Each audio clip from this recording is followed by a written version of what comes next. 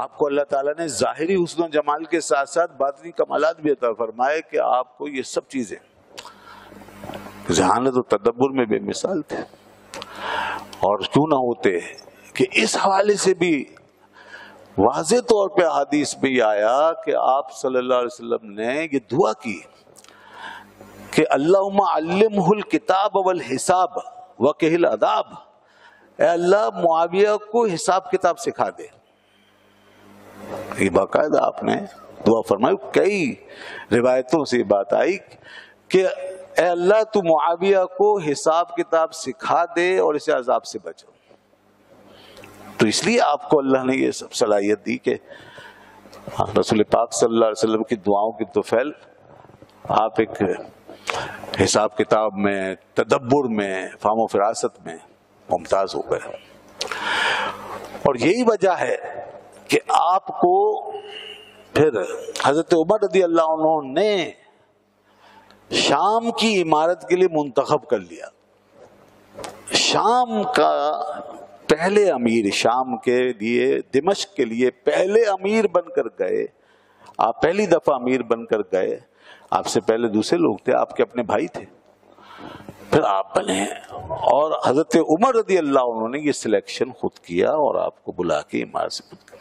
یہ اس وقت ہوا جب ان کے اپنے بھائی یزید بن ابو سفیان رضی اللہ عنہ جو شام میں پہلے سے امیر تھے، ان کا جب وصال ہو گیا تو اس کے بعد جب خبر آئی تو آپ نے پھر حضرت عمر رضی اللہ عنہ نے ان کے بھائی امیر معاویہ کو وہاں پہ امیر مقرر کیا. تو کسی نے کہا کہ آپ ایسے جوان آدمی کو، نوجوان آدمی کو اس منصب پہ بھیج رہے ہیں، شام کی عمارت آسان نہیں. تو حضرت عمر فاروق اعظم رضی اللہ عنہ نے فرمایا تمہیں معلوم نہیں ہے کہ رسول اللہ صلی اللہ علیہ وسلم نے معاویہ کے بارے میں کیا فرمایا. میں نے خود آپ سے یہ بات سنی کہ رسول خدا صلی اللہ علیہ وسلم نے یہ الفاظ فرمائے، اللہ معاویہ کو ہادی اور مہدی بنا، ہدایت دینے والا بنا اور ہدایت پر چلنے والا بنا. تو جس کے لیے یہ دعائیں ہوئی ہوں وہ پھر غلط نہیں کرے گا. تو اس وقت سے پھر آپ اس منصب پہ فائز ہوئے، عمارت کی منصب. وہ گورنرشپ تھی اور حضرت عمر رضی اللہ عنہ کے ماتحت تھی، جو اصل خلافت تھی، اسلامی خلافت، اس کے ماتحت آپ کو یہ عہدہ حاصل تھا. وہاں کا نظام چلایا، نظم و نسق چلایا، شام کے لوگوں کو اور آس پاس کے، پھر وہاں سے شروع ہو جاتا ہے یورپ کا، روم کا علاقہ آگے. تو پھر اس کے بعد وہاں سے بھی انہوں نے کنٹرول کیا، رومیوں کو کنٹرول کیا اور اس طرح کی پالیسیاں بنائیں کہ حالات قابو میں بھی رہے اور سرحدوں پہ بھی آپ نے بڑے زبردست پہرے دیے. سمندری حدود میں خاص طور پہ رومیوں کا سمندروں پہ قبضہ تھا. تو آپ چاہتے تھے میں سمندروں پہ بھی جا کے اپنی فوج قائم کروں اور یہاں سے دشمن پر حملہ کروں. مگر سیدنا عمر رضی اللہ عنہ کسی مصلحت سے مسلمانوں کی جانوں کے خطرات کے پیش نظر اجازت نہیں دیتے تھے. لیکن امیر معاویہ اس بات کے لیے بڑے بےتاب رہتے تھے. تو جب حضرت عثمان غنی رضی اللہ عنہ کا زمانہ آیا تو انہوں نے اجازت لے لی اور پھر باقاعدہ ایک نیوی بنائی، اسلامک نیوی، اسلامی فوج بنائی بحریہ کی، اور اس کو پھر مقرر کیا. وہاں سے پھر روم کے علاقے فتح کیا آپ نے. یوں رومیوں کا زور ٹوٹا. آپ حضرت عمر رضی اللہ عنہ کے زمانے میں، پھر حضرت عثمان غنی رضی اللہ عنہ کے زمانے میں پورے پھر وہ 12 سال حضرت عثمان کے زمانے کے، اس طویل دور کے اندر آپ شام کے امیر رہے. پھر حضرت علی رضی اللہ عنہ کا زمانہ آیا، 5 سال کچھ عرصہ، اس وقت بھی شام کا علاقہ آپ ہی کے پاس تھا، حضرت امیر معاویہ کے پاس. اور اس طرح آپ پورے عالم اسلام کے خلیفہ بننے سے پہلے تقریباً 20 سال اس عمارت کے منصب پہ فائز رہے.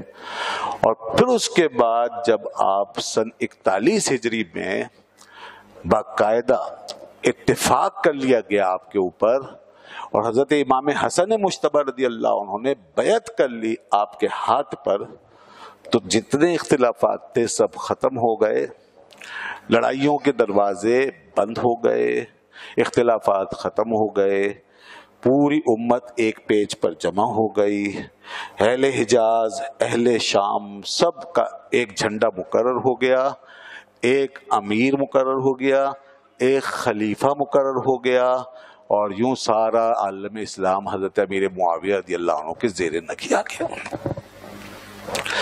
اس کے بعد جو آپ نے حکومت کی ہے وہ پھر 20 سال ہے تقریباً، اور یہ چلا ہے سلسلہ 61 ہجری تک۔ 61 ہجری میں آپ کا وصال ہوں، تو آپ اندازہ کیجئے کہ حکومت کے ساتھ، سیاست میں، حکومت میں، ریاستی امور میں آپ کا جو انوالومنٹ تھا اور آپ کی جو کامیابیاں، کامرانیاں یا خدمات تھیں، وہ تقریباً 40 سال کے عرصے پہ محیط، جس میں 20 سال یہ آپ کی خلافت کے بھی ہیں۔ تو یہ وجہ اس کی یہ ہے کہ ان کو اللہ نے ایک بڑی زبردست دانشمندی سے نوازا ہوا تھا، وہ حالات کو بہت خوبی کے ساتھ سمجھتے تھے، علم وسیع تھا، اسلام لانے سے پہلے ہی جو ہے وہ پڑھے لکھے تھے، اس لیے کاتب وحی بنے اور کتابت وحی کا فرض انجام۔ اپنے علم میں، اجتہاد میں، فہم و فراست میں اتنے معتبر قرار پائے کہ خود آپ نے رسول خدا صلی اللہ علیہ وسلم سے متعدد حدیثیں روایت کی۔ کتنی حدیثیں؟ تقریباً 163 حدیثیں ہیں جو حضرت امیر معاویہ نے روایت کی۔ 163 یہ فیگر ہے تقریباً، میں اس لیے کہہ رہا ہوں کہ بعض لوگوں نے کچھ ایک دو اوپر نیچے بیان کیا، ورنہ 163 کا فیگر بھی ہے۔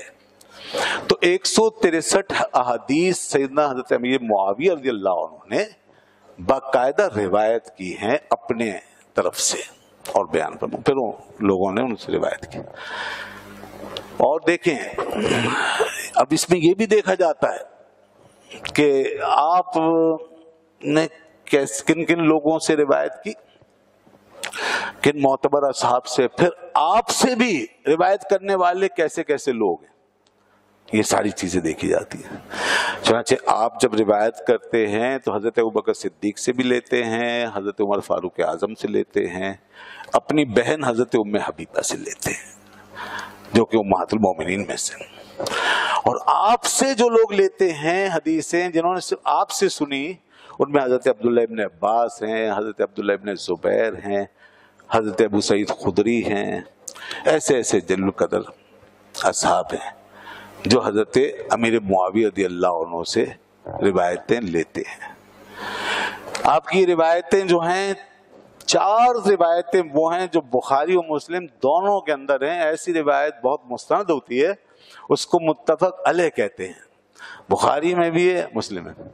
اس کے علاوہ پھر بخاری میں تنہا، پھر مسلم میں تنہا، تو یہ کل 150 سے زیادہ، 160 سے زیادہ آپ کی روایتیں جو ہے مروی ہیں۔ صحابہ کرام کی عزت و حرمت، اہمیت، افادیت، ضرورت اس لیے بھی ہے کہ ہمارے دین کا تحفظ اس میں موجود ہے، ہمارے دین کا اس میں تحفظ ہے۔ اگر اصحاب رسول اللہ صلی اللہ علیہ وسلم میں سے کسی بھی ہستی کی اہمیت ہم بھلاتے ہیں، اور کسی کو بھی خدا نخواستہ کوئی چھوڑتا ہے، اور کسی ایک سے بھی کوئی منہ موڑتا ہے، اور خاص طور پہ ایسے اصحاب میں سے، تو اتنا دین اس کا چلا جائے گا جتنا دین کہ وہ صحابی سے ہم تک پہنچا، اور جتنے دین میں کہ وہ ہمارے اور رسول اللہ کے درمیان ذریعہ بنے، اور جنہوں نے وہ علم آپ سے لے کے ہم تک پہنچایا، اور جتنا پہنچایا۔ تو اب جیسے حضرت امیر معاویہ سے یہ 163 روایتیں ہیں، تو اگر کوئی حضرت امیر معاویہ کو نہ مانے، انکار کرے، ان کی شان میں توہین کرے، تو 163 حدیثیں ہیں جس میں نہ جانے کتنے علم کے مسئلے ہیں، کون کون سی چیزیں ہیں جس سے ہمارا آگے دین بنا، یہ نماز روزے کے احکام نکلے، یہ سب جو آج ہم دین کی پریکٹس کر رہے ہیں، یہ ان حدیثوں سے تو نکل کر آیا۔ اور تابعین نے جس پر اپنے اپنے مذاہب کھڑے کیے، اپنے فقہی مذاہب کھڑے کیے، حنفی، شافعی، مالکی، حنبلی مذاہب کھڑے ہوئے، تو یہ اس کی بنیاد وہ روایتیں تو ہیں جو ان اصحاب رسول اللہ صلی اللہ علیہ وسلم نے ہم تک پہنچائی۔ اب کوئی اگر وہاں سے ڈسکنیکٹ ہو جائے، اور کسی کو جھٹلا دے, کسی ایک صحابی سے بھی منہ موڑ لے, اس کا اتنا دین چلا گیا. اس لیے یاد رکھیے گا کہ اگر کوئی اصحاب سے منہ موڑ کر کہیں جائے گا تو وہ ایک نئی شریعت الگ بنائے گا, پھر ایک نئی فقہ بنائے گا جس میں وہ ان اصحاب سے نہیں لے گا, اپنے ترک سے لے گا روایتوں کو. اب وہ نہ معلوم کہ اس کے بعد کہاں سے آئیں گے, کیسے لائے گا, کہ ایسے ترک حدیث کے لے گا, ایسی وہ چین آف ٹرانسمیشن تیار کرے گا. چین آف ٹرانسمیشن کا مطلب سند, وہ سند بنائے گا جس میں اصحاب رسول اللہ نہیں ہوں گے. اور جب اصحاب رسول اللہ نہیں ہوں گے تو بتائیے دین کہاں ہوگا؟ تو لامحالہ پھر وہ کہیں جہاں بھی اپنے آپ کو محدود کرے گا, مثال کے طور پہ اہل بیت اطہار کے اندر محدود کرے گا, تو پھر وہ سارا دین وہیں سے منسوب کر کے لینا چاہے گا, یعنی خود منسوب کرے گا اور ان کی زبردستی چین آف ٹرانسمیشن بنائے گا ہر بات میں, حالانکہ ہر بات ہر ایک سے مروی نہیں ہے. بہت کچھ ادھر سے مروی ہے, بہت کچھ ادھر سے مروی ہے, ادھر سے بھی آیا ادھر سے بھی آیا, انہوں نے بھی روایت کیا انہوں نے بھی روایت کیا, جس نے دیکھا اس نے روایت کیا. تو جب آپ محدود ہو جائیں گے تو آپ پھر وہاں اس قسم کی ایک نئی سند بنا کر کے ان سے منسوب کریں گے اور پھر اس سے ایک اپنا نظام بنائیں گے. یہ ہے وہ چیز. تب اس کی کیا اہمیت ہوگی ہمارے نزدیک؟ ہم اسے کس حیثیت سے لیں گے کہ جب دین کے ماخذ میں, اسی لیے امت نے چاروں فقہ جو حنفی, شافعی, مالکی, حنبلی, اس پہ اتفاق کیا. چاروں فقہ کیوں؟ اس لیے کہ ان کی چین آف ٹرانسمیشن جو ہے احادیث کے سلسلے میں وہ سب جگہ پھیلی ہوئی. انہوں نے, ان چاروں ائمہ نے نہ اصحاب کا انکار کیا نہ اہل بیت کا. انہوں نے ان کو بھی تھامے رکھا, ان کا دامن بھی پکڑا, ان کا دامن بھی پکڑا. ان سے بھی محبت کیوں سے, کسی کی بے ادبی نہیں, کسی کا انکار نہیں. جو رسول اللہ صلی اللہ علیہ وسلم نے ہمیں دیا وہ سب انہوں نے لے لیا. یہ چاروں امام حنفی, شافعی, مالکی, حنبلی. یہی وجہ ہے امت نے ان چاروں کے فقہ کو, فقہی نظام کو مکمل سمجھا ہے اور امت کو اجازت دی ہے تمام علماء نے کہ ان میں سے جس کے بھی وہ مقلد بن کے چلیں وہ اہل حق ہوں گے, ان کے دین میں کوئی کمی نہیں. لہذا یہی وجہ ہے کہ امت کا ایک طبقہ حنفی ہے, ایک طبقہ شافعی ہے, مالکی ہیں, حنبلی. یہ چار فقہ ہیں دنیا میں. تمام ائمہ دین, بزرگان دین, مشائخ کرام سب ان کے فالوورز. تو یہ دیکھا جائے گا کہ اوپر اصحاب کو کہیں سے چھوڑ تو نہیں دیا. تو اب اس میں حضرت امیر معاویہ رضی اللہ عنہ کا ذکر خاص طور پہ اس لیے بھی اب آج کل کر دینا چاہیے, کرنا چاہیے, بیان کرنا چاہیے, جیسے کہ ہمارے علماء, ائمہ, بزرگان لکھتے آئے کہ آج خاص طور پہ حضرت امیر معاویہ رضی اللہ عنہ کے بارے میں لوگ کچھ لب کشائی کرتے ہیں. ان کے حوالے سے لوگوں نے انکار کرنا شروع کر دیا اور یہ انکار کی روش بڑھتی جا رہی ہے. تو ہمارا فرض ہے کہ رسول اللہ صلی اللہ علیہ وسلم کے اصحاب کا دفاع کریں, جیسے اہل بیت اطہار کا دفاع کرنا فرض ہے, ان کی شان کی حفاظت کرنا فرض ہے. حضرت مولا علی رضی اللہ تعالیٰ عنہ کا ذکر کرنا ضروری ہے, ان کی شان کا دفاع ضروری ہے. ایسے حضرت امیر معاویہ اور دیگر اصحاب کا دفاع کرنا بھی ضروری ہے. اور یہ ہم اس لیے کریں گے کہ ہمارے دین کی حفاظت ہے, جو ابھی میں نے عرض کیا, ہمیں اپنا دین بچانا ہے. جس کو دین نہیں بچانا بھائی, پھر وہ کرتا رہے جو کرنا ہے, پھر اپنی مرضی چلاتا رہے, پک اینڈ چوز کرتا رہے, اس کو مانوں گا, اس کو نہیں مانوں گا, اس کو لوں گا, چلاتے رہو. دین نہیں بچے گا. دین کی سیفٹی کے لیے, دین کی حفاظت کے لیے تو یہ کرنا. اور اللہ اپنے دین کے بارے میں پوچھے گا کہ میرے دین کا کیا ہوا یہ بتاؤ. تو دین محفوظ لے کے جاؤ گے تو وہاں کچھ بتاؤ گے نا. اس لیے دین کی حفاظت کا یہ تقاضا ہے کہ ان ہستیوں کا دفاع کیا جائے. حضرت امیر معاویہ رضی اللہ عنہ کے بارے میں اسی لیے شاید رسول اللہ صلی اللہ علیہ وسلم نے پہلے ارشاد فرما دیا تھا کہ جس نے معاویہ کے بارے میں تان کیا, جس نے معاویہ کے بارے میں تان کیا, وہ اپنا ٹھکانہ حاویہ جہنم کے اندر بنا لے. جس نے معاویہ کے بارے میں طعن کیا وہ اپنا ٹھکانہ حاویہ میں بنا لے، حاویہ جہنم کا نام ہے۔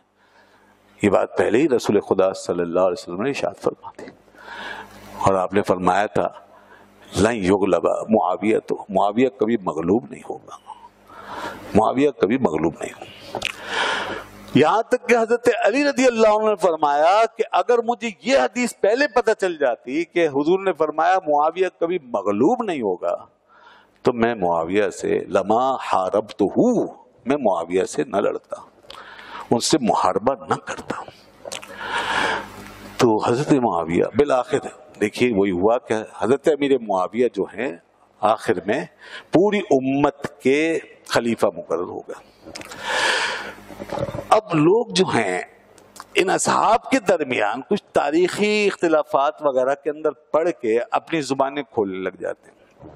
یہ زبانیں نہ کھولیں، خاموش رہیں۔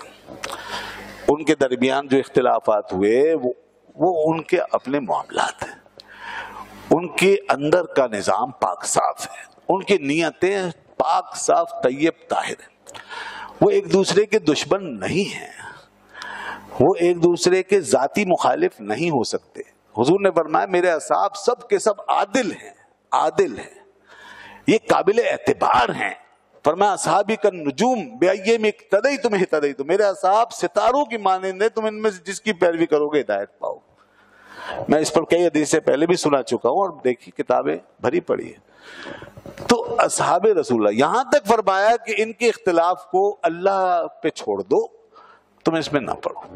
حضرت امام شافعی رحمۃ اللہ علیہ فرماتے تھے کہ ہمیں اللہ نے ہمارے ہاتھوں کو جب ان کے خون سے بچا رکھا ہے کہ ہم اس زمانے میں نہیں ہوئے کہ ادھر ہوتے یا ادھر ہوتے تو اس اختلاف میں جاتے اور ہمارے ہاتھوں سے کسی کا خون بہتا، اللہ نے ہمارے ہاتھوں کو اس پاکیزہ خون سے جب بچا رکھا ہے تو ہمیں چاہیے کہ ہم اپنی زبانوں کو ان کے اوپر طعن کرنے سے بچا کے رکھیں۔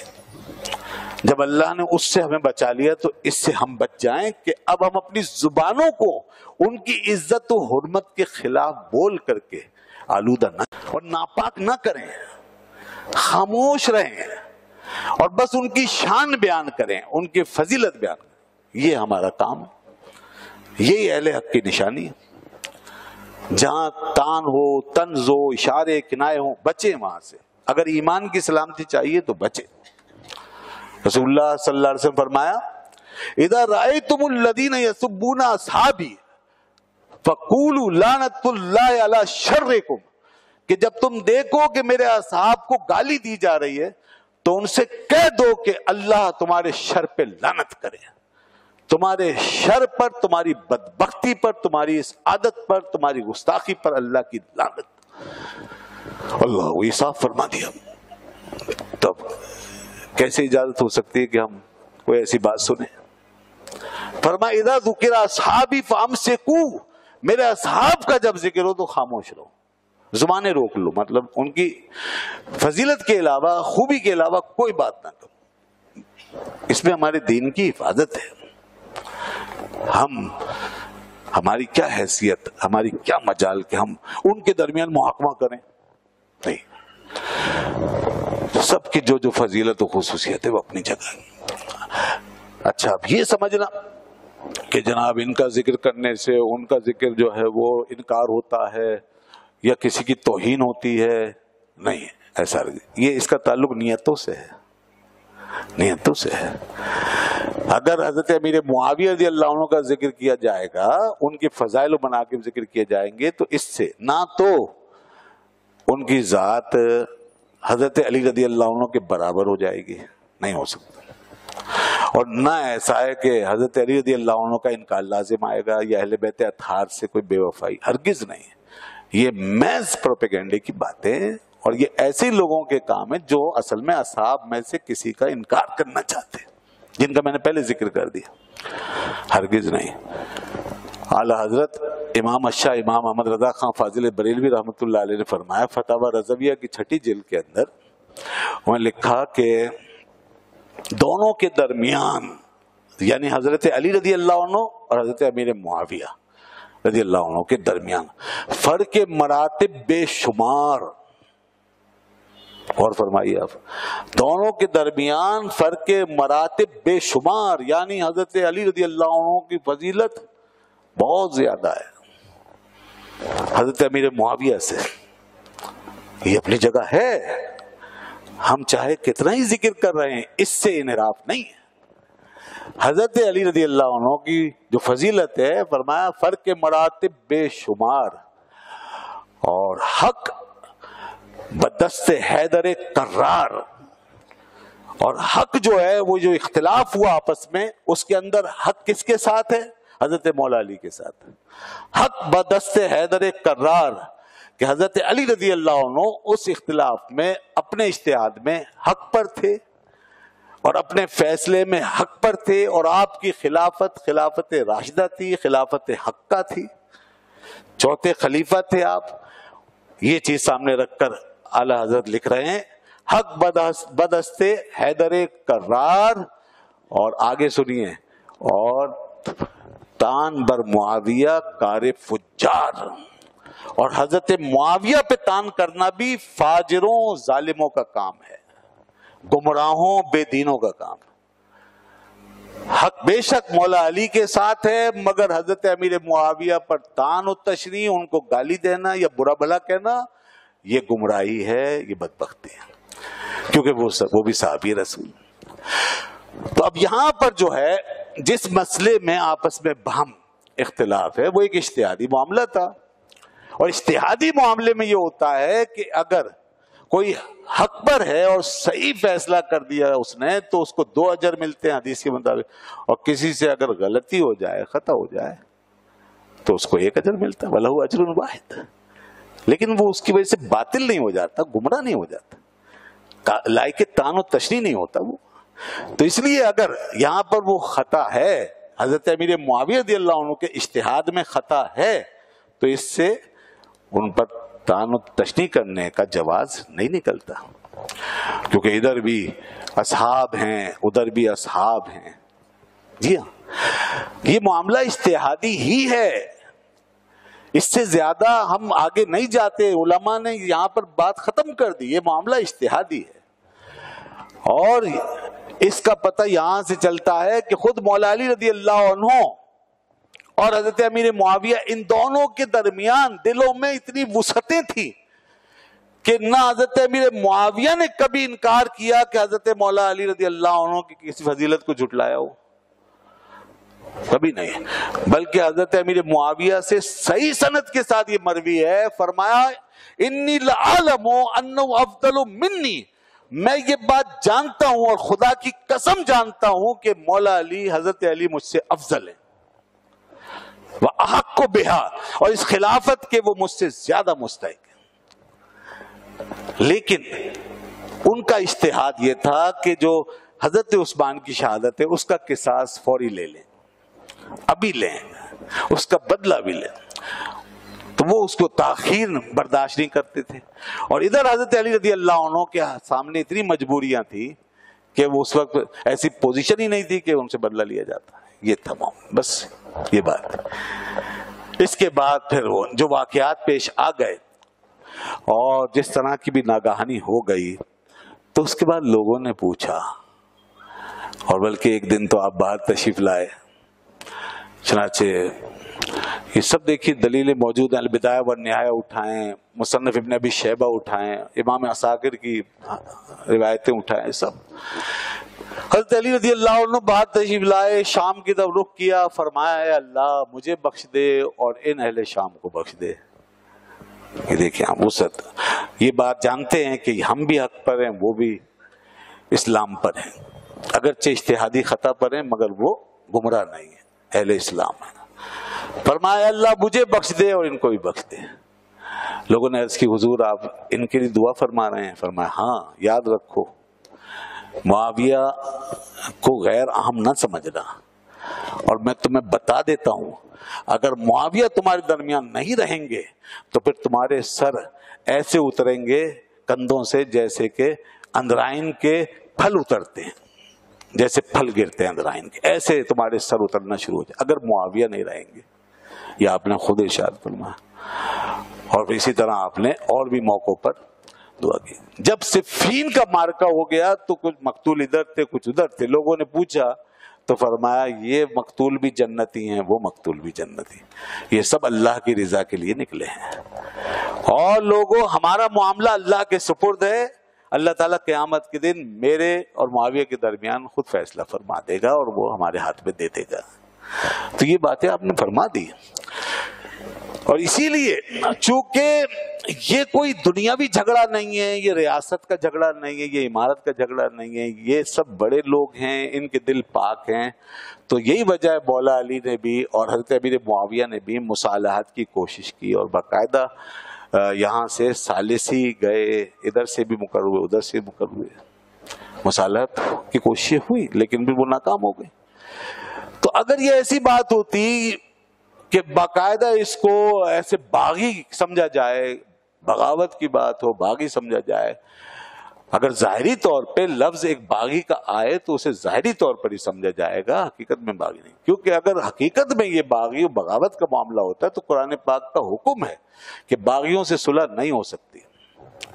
جی ہاں، فرمایا کہ فَإِن بَغَتْ إِحْدَاهُمَا عَلَى الْأُخْرَى، اگر باغی کوئی ہو جائے مسلمانوں کے اندر، یعنی ایک صحیح اسلامی حکومت قائم ہو اور اس میں کوئی بغاوت کر دے اور باغی ہو جائے، اس کے ساتھ وہ بغاوت کرے، تو پھر اس کا حکم قرآن میں یہ فَقَاتِلُوا الَّتِي تَبْغِي حَتَّى تَفِيءَ إِلَى أَمْرِ اللَّهِ. تو جو باغی ہونا اس سے لڑتے رہو یہاں تک کہ وہ اللہ کے حکم تک آ جائے اور مان لیں. تو حضرت علی رضی اللہ عنہ نے تو صلح کی تھی، باقاعدہ مصالحت کی. اگر یہ اس طرح باغی ہونا اس طرح حقیقت میں مانا جائے تو پھر صلح کبھی نہیں کرتے، قرآن کے خلاف کبھی نہ چلتے. آپ قرآن میں جو حکم ہے اسی پہ عمل کرتے اور یہ دعائیں بھی نہ دیتے اور مغفرت کی بشارتیں بھی نہ دیتے، یہ بھی نہ سناتے، ایسا ہرگز. اور یہ بھی نہ فرماتے کہ اگر مجھے حدیث پہنچ جاتی تو میں لما حارب تو میں ان سے نہ لڑتا، یہ بھی نہ فرماتے. تو دونوں طرف دلوں میں گنجائشیں موجود تھیں، مگر یہ ایک انہونی تھی، ہونا تھا، یہ تقدیر میں لکھا ہوا تھا، یہ اختلاف ہو جانا تھا، ہونا تھا، اور اس میں اجتہاد کا دخل تھا، اس میں کوئی ذاتی انا وغیرہ نہیں تھی. تو یہ ہو گیا اور دل بہرحال ان کے ایک دوسرے کے لیے وسیع تھے، کشادہ تھے. اور پھر اب آئیے ذرا آگے. آج لوگوں کو کیوں تکلیف ہو رہی ہے؟ کیوں وہ ایک بات جب مان گئے کہ ہمیں بھائی اہل بیت اطہار سے بڑا پیار ہے، وہ ہمیں بھی الحمدللہ، لیکن جب ان کا دعویٰ یہی ہے کہ ہم تو بس انہی کو مانیں گے، انہی کے پیچھے چلیں گے، اور بڑی انہوں نے وہ کر رکھی ہے اور شور مچاتے ہیں اور سب کچھ کرتے ہیں، اور یہ لوگوں کو سامنے اس طرح پیش ہوتے ہیں کہ بھائی سب سے زیادہ جیسے یہی ماننے والے. تو بھائی پھلانگ کے کیوں جا رہے ہو؟ پھر بائی پاس کیوں کر رہے ہو؟ پھر اہل بیت اطہار کی وہ تکریم کیوں نہیں کر رہے جیسے کہ تم دعوے کر رہے ہو؟ وہ کیا کہ جب حضرت امام حسن مجتبی رضی اللہ عنہ نے، جو کہ حضرت علی رضی اللہ عنہ کے بعد ان کے جانشین ہیں، خلافت راشدہ کا آخری حصہ وہاں کے مکمل ہوتا ہے 6 مہینے کا، حضرت امام حسن مجتبی اہل بیت اطہار میں ان کا مقام حضرت علی کے بعد سب سے زیادہ ہے، امام حسین کے بڑے بھائی ہیں.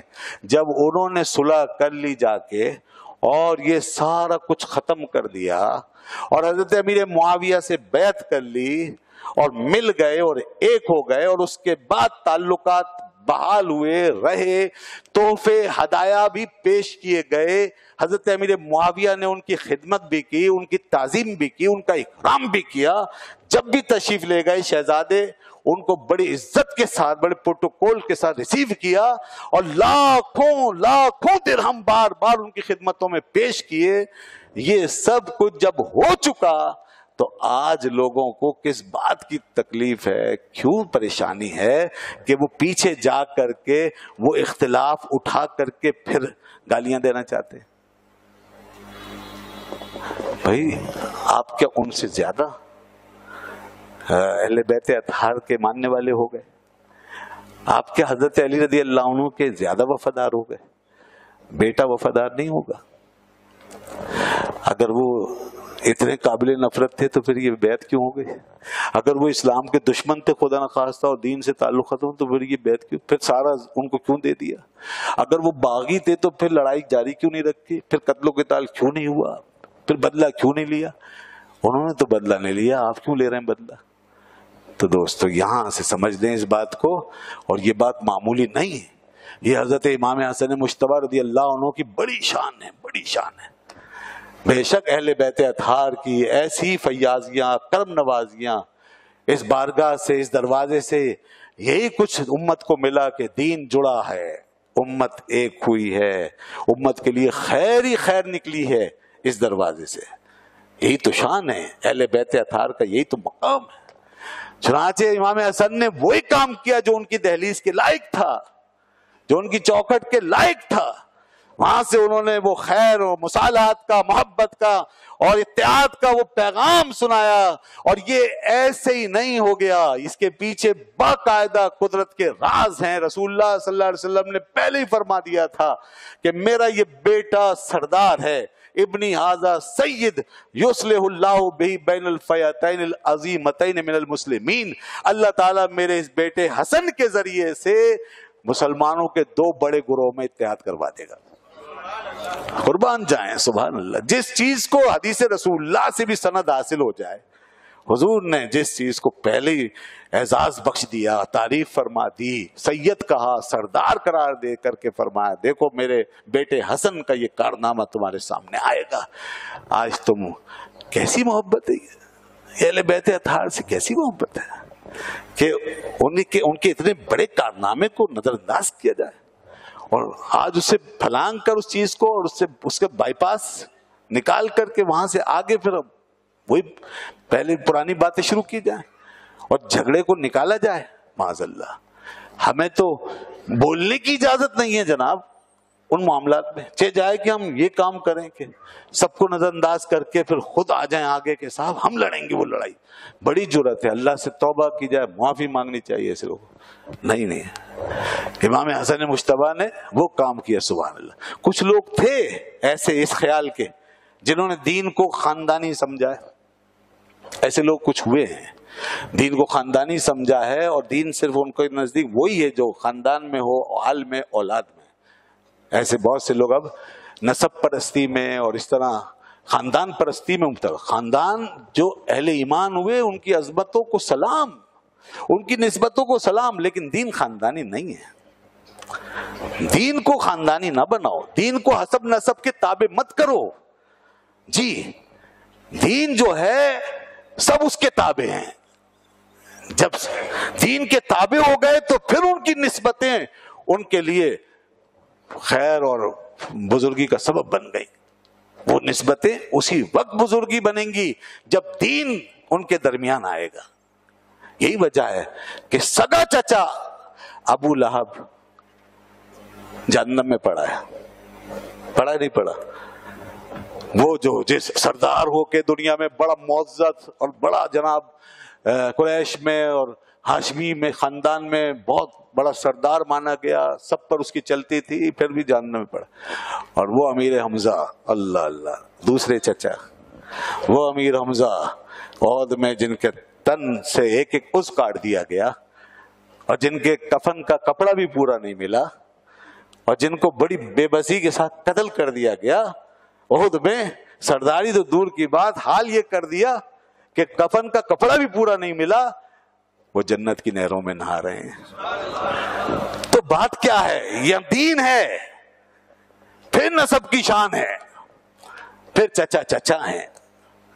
جی ہاں، ورنہ اللہ پاک نے نوح علیہ السلام سے فرمایا ان کا بیٹا سگا ان کی پوچھ سے پیدا ہونے والا ایمان نہیں لایا نا، دین پہ نہیں چلا، تو فرمایا انہ عمل غیر صالح انہ لیس من اہلک، اے نوح وہ تمہارا بیٹا نہیں ہے کیونکہ اس کا عمل اور ہے، انہ عمل غیر صالح، اس کا عمل اور ہے تمہارا عمل، اس کا دین اور ہے تمہارا دین۔ تو ہم یہ کہتے ہیں دین کو خاندانی مت بناؤ۔ تو اس لیے کچھ لوگ جو اس مزاج کے تھے انہوں نے پھر دیکھیے حضرت امام حسن رضی اللہ عنہ سے کہا، جب صلح کر کے واپس آئے تو کہا آپ نے مسلمانوں کو ذلیل کر دیا، معاذ اللہ۔ आपने क्या किया, मुसलमानों को जलील कर दिया, आपने दुश्मनों को मान लिया। अब वो उन्होंने दुश्मनी के रंग में देखा। ये लोग अहले हक नहीं थे जो इस तरह की बात करते। उन्होंने कहा कि अंत आरुल लिल मुस्लिमीन, आप मुसलमानों के लिए आर हैं, शर्म है। इमाम हसन मुश्तबा ने फरमाया अल आरु खैरु मिन नार, ये आर नार से बेहतर है। मैंने नार से बचा लिया अपने आप को भी और तुम सबको भी, वरना इसमें क्या होता, इस्लाम का नुकसान होता। तो दोस्तों ये बातें इस तरह समझने की जरूरत है, ना कि जज्बात की रौ में बहने की, मैं शोर मचाना, जज्बाती हो जाना और इस तरह दीन की जो अक़दार है उनको बदल देना, ये ठीक नहीं। दीन की अब एक हकीकत है, तमाम निस्बतें जो अपनी जगह हैं जैसी हैं उनको वैसी माना जाए। बेशक जो अहले बैत नबूवत जो निस्बतें रखते हैं, मैंने अभी बता दिया आला हज़रत रहमतुल्लाह अलैह के इस कौल की रोशनी में बेशुमार फ़र्क हैं हज़रत अली में, हज़रत अमीर मुआविया में। और बेशक वो भी जानते हैं और वो फरमाते थे इन्नी लअअलमु अन्नहु अफ़ज़लु मिन्नी, मैं जानता हूँ अली मुझसे बेहतर है। ये सब चीजें हैं। तो और हजरत अली का भी मैंने बता दिया कि वो उनके बारे में दुआ करते और कहते कि देखो मुआविया जिस दिन तुम्हारे हाथ से निकल गए तुम्हारी गर्दनें महफूज नहीं रहेंगी फिर। ये सब है। तो ये तो सब गए जन्नतों में अपने अपने मकान। हम क्यों इन चक्करों में पड़ के अपने लिए जहन्नम खोदते हैं? क्यों खामखा अपनी जुबानों को आलूदा करें, अपने कानों को परागंदा करते हैं? क्यों ऐसी बातें सुनते हैं? हरगिज नहीं। और आज तान करने के अजीब अजीब अंदाज, कोई बनकबतें पढ़ रहा है, कोई नातों में डाल रहा है, कोई खड़ा होकर के तकरीरें कर रहा है और किसी न किसी तौर कभी बनु उमैया कह के हजरत अमीर मुआविया पे तान निकाला जाता है, कभी अहले शाम कह के करके अहले शाम नहीं, असहाब रसूलुल्लाह की तौहीन नहीं। और फिर इसमें देखिए हम ये भी वाज़ेह है कि हजरत अमीर मुआविया तक तो है मामला, उसके बाद जो यजीद आया है उनका बेटा, हम उसे नहीं मानते। वो जालिम है, वो जालिम है, वो शराबी है, वो फासिक व फाजिर है। और बाज उम्मत के बाज लोगों ने उसे काफिर तक कहा है, इमाम अहमद बिन हंबल जैसे लोगों ने, ये भी है। तो ये सब हक़ाइक़ है, मानता कोई नहीं। वो जालिम था, उसने जुल्म किया है, हम उसकी किसी फजीलत के कायल नहीं है। और इसी तरह बाद में जो मरवानी आए हुक्मरान है, उसमें बाज अच्छे आए, बाज बुरे आए।